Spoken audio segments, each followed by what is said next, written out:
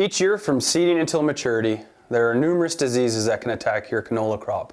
In this short video, we're going to look at 3 major fungal diseases that may be present in your canola as well as other brassica crops in southern Alberta. The pathogens that cause clubroot and Sclerotinia are almost always present in the soils. They survive on infected residues and on susceptible host plants. We're going to look at scouting for and controlling these diseases, and you're going to hear from Dr. Ron Howard, Dr. Mike Harding, and Ralph Lange. Blackleg is a serious canola disease, and in susceptible varieties can cause significant yield losses. There are 2 strains, a mild or weakly virulent strain and a highly virulent strain. The mild type is widespread in Western Canada and rarely causes yield losses. The highly virulent strain can result in major crop loss by damaging and killing infected plants. In Alberta, we're nearly 100%.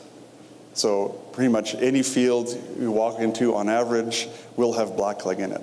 You can also go into fields and almost any variety, and you can see things like that on the leaves. You look on the leaves, especially if it's, say, in the rosette stage, and you'll see light-colored lesion, black things on the inside, dark-colored border. It's very, very common to get blackleg lesions on leaves, even in some resistant varieties.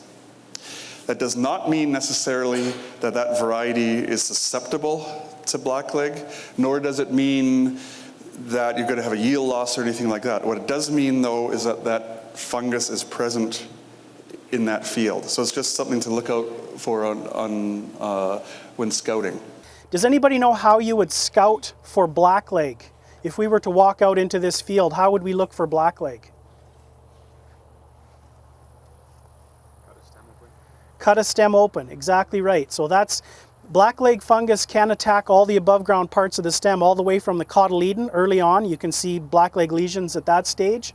All the way through the season, you can see lesions, blackleg lesions on the leaves and the stems. But really the way to confirm that it's blackleg, because there are other organisms that can cause lesions that have the diagnostic characteristics other than blackleg that are not pathogens, the way to really confirm the diagnosis is this time of the year to cut the stem right at the soil level and then look at the cross section of the stem to see if there's any black discoloration. If there's black discoloration in the stem, then that's there really isn't anything else that will cause that symptomology other than the blackleg fungus. If you see a brown discoloration, that's probably Rhizoctonia or some other soil-borne organism that's colonizing at the crown. And if you see red or pink discoloration in the stem, that's more likely Fusarium. So there are other things that will cause discoloration of the internal part of the stem that you can visualize at the crown. But if it's black, it's most likely blackleg. And so this would be the time now. The blackleg fungus lands, the spores will land on the canola leaves, and then they grow internally through the branches and down through the main stem and colonize right at the soil level, and they form a hard stem canker. And so sometimes you can actually see those basal stem cankers. And it's a very hard, woody symptom. So if you poke it with your finger, it won't be soft and mushy like a Sclerotinia stem rot lesion will be. It'll be hard and woody. And those stem rot lesions, those basal stem cankers caused by the blackleg fungus, if you cut those open, you'll see the black internal discoloration. And sometimes, depending on when you catch the infection in the life cycle of the pathogen, you can start to see the blackening of the stem before you see the basal stem canker. So that's why now is a good time, because even if it hasn't started forming basal stem cankers, you could still see the blackening of the internal vasculature or stem tissues. There is not one magic method of controlling blackleg. Management includes agronomic best management practices and stewardship. These include seed treatment, variety rotation, crop rotation, scouting, fungicide application, and residue management. The Canola Council of Canada website provides detailed information on blackleg management. This is just a shot of the spores, or one of the spore forms called ascospores. These things are produced on crop residue, on stubble, and when they're produced, they can be windblown. They can be windblown for many miles, and they'll spread quite a distance. And They're born on material, so they're formed after the second year after you plant your canola crop. So, if you can think of canola stubble you might find in a field that's from 2 years ago, it's kind of like a little woody piece of driftwood or something like that. Very hard. And that can take a number of years, up to 4 years usually, to degrade. That's why we had that recommendation that there be 4 years in between canola crops, which no one follows. If you walk into your field or a field and find 70–80% of those little pieces of wood that you pick up have quite a few of these, they're called pseudothecia, these pseudothecia on them, you've got quite a bit of blackleg in that particular field. What do you do about it? Well, current recommendation, of course, is if you don't want to do a 4-year rotation, is to grow another variety. And to me, this makes a lot of sense. What we're doing, we're growing variety A, putting a break in, and then growing a second variety is throwing another set of resistance genes at that organism. So it's had that year of canola and that year of off-season pretty much to reproduce and adapt and learn to consume that variety that you've thrown at it. And so then the grower comes along, seeds a different variety in, throws a number of different resistance genes at it. It doesn't know what to do with it. The blackleg stays at a very low level.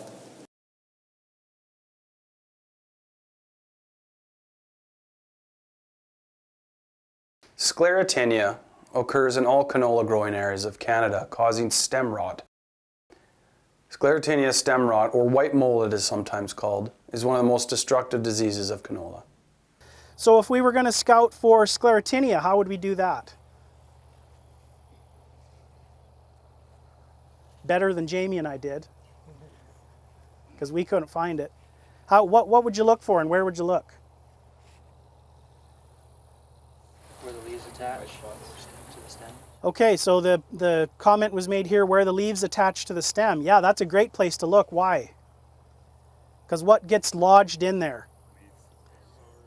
The petals, the blossoms, the flowers. And that's really the food for Sclerotinia to get started on. And you'll see that in the tent, the demonstration we have there with Sclerotinia. You can see the old decaying blossoms that are stuck on the leaf surface, and then just chlorosis emanating out from that, where the Sclerotinia fungus is starting to grow out into the tissue and kill it, but we don't yet see the white mycelium that we will, say, in a week from now. You can find Sclerotinia on the pods. You can find it on the leaves, you can find it on the stems. But when you look for Sclerotinia, you're not looking for a hard stem canker, you're looking for a soft, mushy, wet lesion. And it will probably be pale white in color. And if you squeeze it with your finger, the fungus will have degraded all of the fibrous material. Well, it will degraded all of the sort of glue material holding the stem together, and all that's left are the fibers. So if you pinch it, there won't be any. That's why they lodge, is because the integrity of the stem has been compromised. And if you roll it between your hands, it'll just shred to pieces. So with blackleg, the stem tissue stays hard and woody, but it becomes brittle and it'll break off.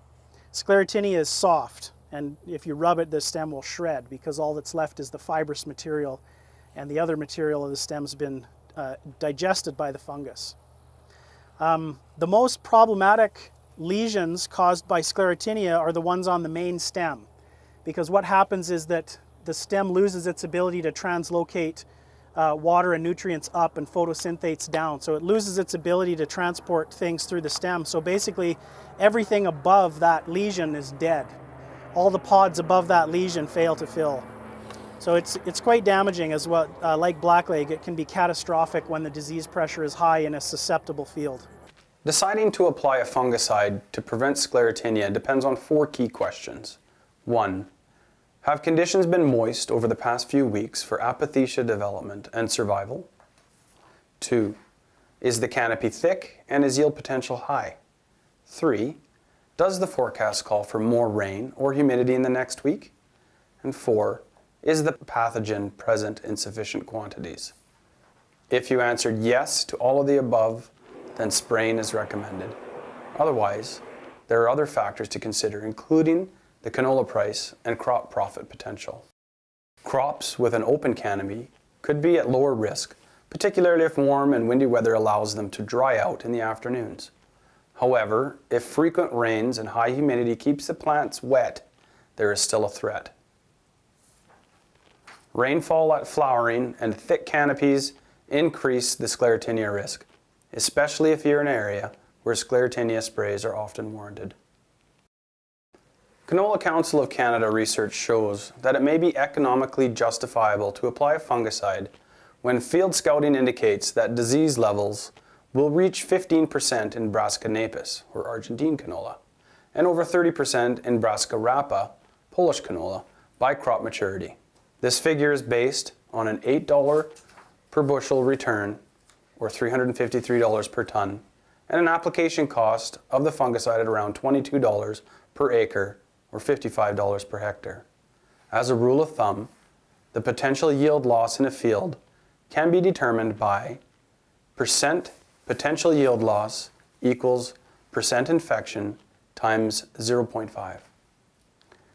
The estimated percent yield loss can be used to estimate the bushel loss due to the Sclerotinia infection if not treated, using the following formula. If this value is lower than the cost of the fungicide application per acre, then a fungicide application is not recommended. Yield loss per acre equals potential yield loss times estimated yield times dollars per bushel. Clubroot is an ancient disease. However, it first showed up in Alberta canola crops just over 10 years ago. For scouting your fields, the symptoms will start to show up when the plants are about 6 to 8 weeks old. You'll see the affected plants are stunted. You'll see how much shorter that crop is. The leaves will turn yellow, they'll wilt, and if you pop them out of the ground, you'll see that gall. Now other diseases, of course, like Scleratinia and Blackleg will also stunt crops and kill them. So you want to make sure that you dig the roots up and look for clubroot. And if you find it, report it right away to your ag fieldman, and they'll advise you, they'll go through the Provincial Clubroot Management Plan, which is this publication here, and you're welcome to grab a copy of that. This is a declared pest under the Agricultural Pests Act of Alberta. So anybody who has clubroot, you must take steps to control or prevent it. A good time to actually scout for clubroot is after the crop's swathed, because as Mike mentioned, it can be very difficult to walk through a standing crop. But with clubroot, you can walk out in the field, dig up the plants rather than pull them, because at that point the ground's probably dried out and the clubroot galls may be maturing and they'll break off if you just pull up the stems. This is what clubroot looks like. This is a healthy canola crop, 45H26 susceptible hybrid. This is what clubroot did to that variety when it was inoculated. In other words, the clubroot soil was infested with the organism and the seed planted there. So you'll see it causes stunting, it thins out the stand, it just looks unhealthy, and the yield would be a lot poorer. Because all of our varieties were initially susceptible, it caused a lot of alarm and concern. And as you can see from this map, the bright red area is the area of highest intensity, and then the yellow areas are another step down in intensity. So we're talking about our core canola growing area in central Alberta. So far the deep south and the Peace for the most part have remained free of the disease. We do have 3 commercial fields in the county of Newell, the Brooks area, that have high levels of clubroot, and there's economic damage that has occurred there in the past when they grew susceptible varieties. For canola producers, we recommend a 4-year rotation away from canola to give the clubroot spore population a chance to subside a little bit. The resting spore that the organism forms in those galled roots is very long-lived. Studies in Sweden have shown 17 plus years survival in the soil, so it's a fairly long-lived critter. So if you have clubroot, rotation, as I mentioned, in the rotational crops, absolute must is to control those cruciferous weeds, otherwise it just keeps building up in population. Full-blown clubroot galls on canola can get as big as my hand. I've seen that in central Alberta, and when they get that big they have billions of spores. And so this organism really reproduces quickly.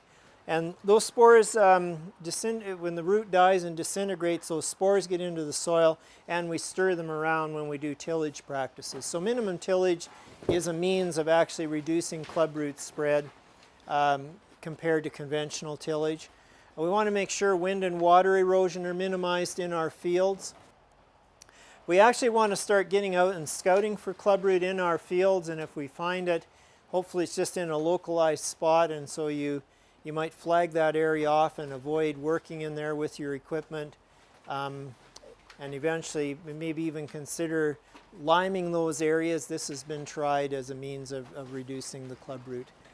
We have an array of about 6 or 8 different resistant varieties of canola now that are standing up very well. The levels of resistance are high, and growers in the clubroot areas that may have seen near crop failures back 6-8 years ago, before these varieties were in common use, are growing these now and finding that the resistance is holding up well and they're getting decent yields. But we don't want to encourage growers to go with back-to-back canola production with these resistant varieties, because that resistance will break down over time. This has happened in Europe in oilseed rape, and we don't want to see that happen here. There are no registered control products for clubroot on canola. There are several things we must do to prevent the spread of clubroot. These are scout for the disease, use resistant varieties, rotate resistance, crop rotation, minimize traffic in and out of infected fields, limit tillage, practice good sanitation, and control weeds and volunteers. The Canola Council has an excellent video on clubroot at www.clubroot.ca. Producers are always wondering whether the application of a fungicide is worthwhile. Luckily, precision ag tools allow us the opportunity to properly evaluate these fungicide applications on our own farm.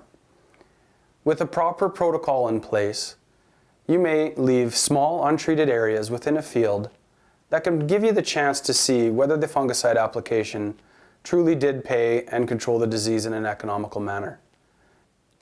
With proper evaluation and training, a farmer can learn when is the best time to apply fungicides, understand the true benefit that they bring to their operation, and hopefully develop a plan where we'll minimize the development of resistance and maximize profits on your farm. I'm Ken Coles, Farming Smarter.